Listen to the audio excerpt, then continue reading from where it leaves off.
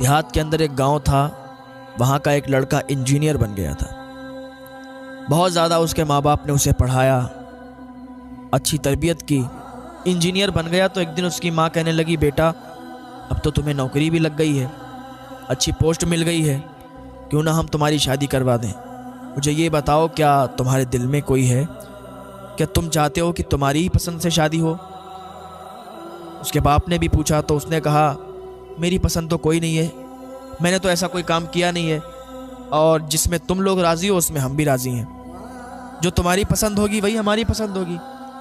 ماں باپ سے کہنے لگا، آپ لوگ ہی رشتہ ڈھونڈ لو اور اچھی جگہ کروا دو، بس لڑکی بہتر ہو، نیک ہو، پرہیزگار ہو۔ ماں باپ نے رشتہ ڈھونڈا، شہر کی امیر خاندان کی لڑکی تھی، نیک تھی، پرہیزگار تھی، یہاں تک کہ اس کی شادی ہو گئی۔ شادی ہونے کے بعد اس کو کچھ زیادہ جب کام آنے لگا لڑکے کو، تو لڑکے نے ایک دن اپنی ماں سے کہا، ماں اب یہاں سے کام ہو نہیں پاتا ہے، آپ لوگ بتاؤ ہم کیا کریں؟ گاؤں سے اگر کام ہم کر رہے ہیں تو ہمارا وقت زیادہ جا رہا ہے، اگر آپ لوگ اجازت دیں تو ہم شہر میں رہ لیں جا کے، اور بیوی ہماری یہیں رہے گی گھر پہ ہی گاؤں میں۔ تو اس کے ماں باپ نے کہا، بیٹا تم شہر میں جاؤ، ایک گھر بنا لو اور بیوی کو بھی وہیں لے جاؤ، تم وہاں رہو گے، بیوی یہاں رہے گی تو کچھ بات نہیں بنتی، بیوی بھی تمہارے ساتھ رہے گی، لے جاؤ اس کو، اچھی ہے، نیک ہے، بس یہ خیال رکھنا۔ اس کی ماں نے جب اتنا کہا تو اس نے کہا، ٹھیک ہے ماں، ہم شہر میں جا کے گھر بنا لیتے ہیں، پھر اپنی بیوی کو بھی وہیں لے جاتے ہیں۔ وہ شہر چلا گیا، شہر میں جا کے اس نے ایک اچھا گھر بنایا، اور گھر بنانے کے بعد اپنی بیوی کو بھی وہیں رکھنے لگا۔ تو ماں ہوتی ہے نا، اس کو کتنا پیار ہوتا ہے اپنے بچوں سے۔ اس نے یہ سوچا تھا کہ یہ جب شہر جائے گا تو میری یاد تو اس کو رہے گی نا، ہماری یاد آئے گی، باپ کی بھی یاد آئے گی، ماں کی بھی یاد آئے گی، تو ملنے کے لیے جلدی آ جایا کرے گا۔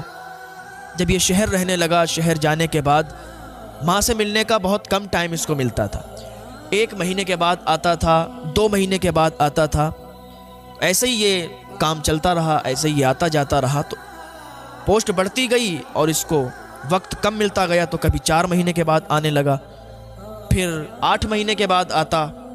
اس کے ماں اور باپ ادھر سسکیاں لیتے تھے، کاش میرا بیٹا جلدی آ جائے، کاش میرا بیٹا جلدی آ جائے، ہم سے ملاقات کرے۔ ہم اپنے بیٹے کو جب دیکھتے ہیں تو ہمیں سکون ملا کرتا ہے۔ ہر ماں کی یہی تمنا ہوتی ہے کہ جب اس کا بیٹا، جب اس کی اولاد ان کے سامنے آتی ہے تو انہیں سکون ملا کرتا ہے۔ اب اسے ٹائم نہیں ملتا، اب 1 سال کے بعد آتا تھا گھر پہ، تو کچھ رک جایا کرتا تھا گھر پہ۔ تو ایک دن اس کی بیوی بولی کہ آپ گھر پہ جاتے ہو، بالکل گھر پہ ہی ہو کے رہ جاتے ہو، ماں باپ سے ملنے جاتے ہو، بس تھوڑی دیر ملا کرو، واپس چلے جایا کرو، آپ تو وہیں جا کے بیٹھ جاتے ہو، 2-2 3-3 دن کے بعد آتے ہو، آپ کو تو ہماری کوئی فکر ہی نہیں ہے، ادھر ماں باپ سے ملتے ہو، ادھر ہم کو بھول جاتے ہو، کیا میں تمہارے لیے کچھ نہیں ہوں؟ ماں باپ ہی تمہارے لیے سب کچھ ہیں۔ اس نے کہا، بیوی ذرا صبر کرو، گھر پہ جاتا ہوں، ماں باپ سے ملاقات ہوتی ہے تو دل باغ باغ ہو جاتا ہے۔ بیوی بولی، ماں باپ سے ملتے ہو جا کے، ماں باپ سے دل باغ باغ ہوتا ہے۔ اس نے کہا، ایسی بات کر رہی ہو، وہ ہمارے ماں باپ ہیں، انہوں نے ہماری بچپن سے پرورش کی، اور دیکھو کتنے نیک ہیں، ہم تو یہاں اکیلے رہنے کے لیے آئے تھے۔ میرے ماں باپ نے کہا کہ اپنی بیوی کو بھی لے جاؤ، تبھی تمہیں ساتھ میں لائے۔ تو بیوی بولی، اچھا ٹھیک ہے، اپنے ماں باپ ہی کی پچھ بھرو گے، اپنے ماں باپ کی طرف سے ہی بولو گے، کوئی بات نہیں ہے، جاؤ خوب رہو جا کے ماں باپ کے گھر۔ بیوی ناراض ہو گئی، چلی گئی کمرے میں۔ وہ لڑکا گیا، اس کو منایا، کہا، کیا بات ہے، کیا چاہتی ہو؟ اس عورت نے کہا، تو اپنے گھر جلدی جلدی نہیں جاؤ گے، بس تھوڑی دیر کے بعد واپس چلے آؤ گے، 1 گھنٹہ بیٹھو گے، واپس چلے آؤ گے۔ اس نے کہا، ٹھیک ہے، گھر پہ یہ بول دیں گے کہ ہمیں مصروفیت زیادہ ہے۔ اس کی ماں بھی ادھر تڑپتی تھی، اس کی ماں بھی ادھر سے سکتی تھی، اس کا باپ بھی تڑپتا تھا کہ میرا بیٹا پردیش اتنی دور رہتا ہے، کاش وہ جلدی جلدی آ جائیں ملاقات کرنے کے لیے، لیکن بیٹے کو کوئی فکر نہیں تھی ماں باپ کی۔ ابھی اس کو لیٹر پیڈ آیا، اس پر لکھا ہوا تھا کہ اس کی پوسٹ تبدیل کی گئی ہے اور سعودی عرب میں اس کو کام دے دیا گیا ہے۔ اب یہ بیوی کو بھی چھوڑ کر، ماں باپ کو چھوڑ کر سعودی عرب چلا گیا۔ سعودی عرب گیا، جانے کے بعد وہاں یہ کام کرتا رہا، کچھ سال وہاں اس نے کام کیے۔ تو اس نے سوچا کہ یار اتنے مقدس جگہ آئے ہوئے ہیں تو چلو عمرہ کرنے کے لیے چلتے ہیں۔ عمرہ کرنے کے لیے گیا، واپس چلا آیا، کئی عمرے اس نے کر ڈالے، لیکن اسے خواب میں دکھائی دیتا تھا کہ تیرا عمرہ قبول نہیں ہوا۔ کافی عرصہ تک یہ سعودی میں رہا اور عمرے کرتے رہا، لیکن اسے خواب میں یہی دکھتا تھا کہ تیرا عمرہ قبول نہیں ہوا، تیرا عمرہ قبول نہیں ہوا۔